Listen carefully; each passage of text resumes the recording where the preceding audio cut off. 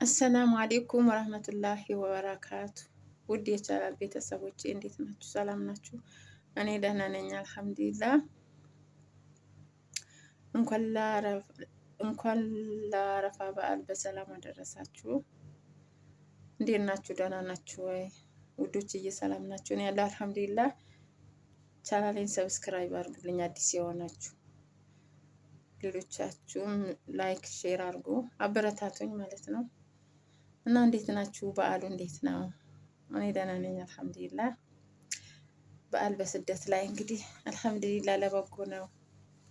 በሰላም ደግሞ ለሀገራችን አብቅቶን ከቤተሰባችን ጋር የምናሳልፍ አላህ ያርገን።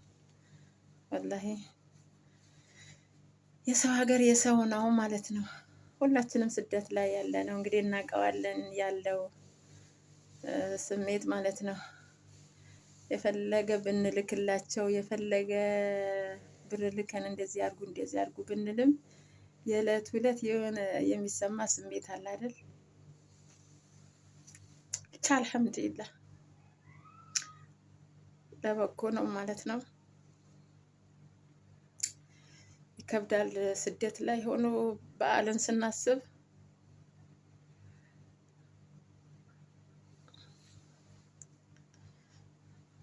በተለይ ልጆቹን ስናስብ ወላሂ አላህ በሰላም ለሀገራችን ያውቃል። የልጅ ነገር በጣም ይከብዳል።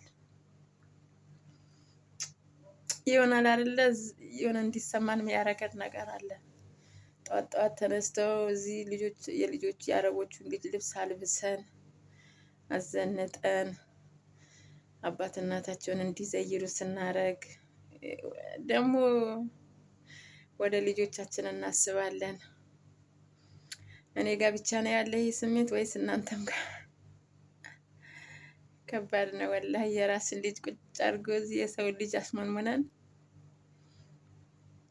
ብቻ። እኔ የሆነ የኢድ ቀን ምንም እንትን ሳይለኝ ቆይና ልክ የዕለት ሁለት ይሰማኛል።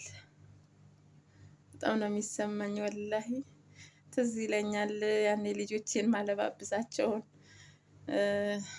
አብሮ ከበዓል ጋር ያለው ድባብ። እንግዲህ በሰላም ለሀገራችን ያብቃን። ወላሂ ትዝታው ከባድ ነው። የፈለገ ቢላክላቸውም የፈለገ ነገር ተሟልቶ ቪዲዮ ቀርጾ ቢያሳዩኝም ግን ይከብዳል፣ በጣም ይከብዳል። ብቻ በዱዓ ነው። ዱዓ አድርጉልኝ፣ እኔም ዱዓ አረግላችኋለሁ ውዶችዬ። ስደት ላይ ያለ ነው በሙሉ አላህ በሰላም ከቤተሰባችን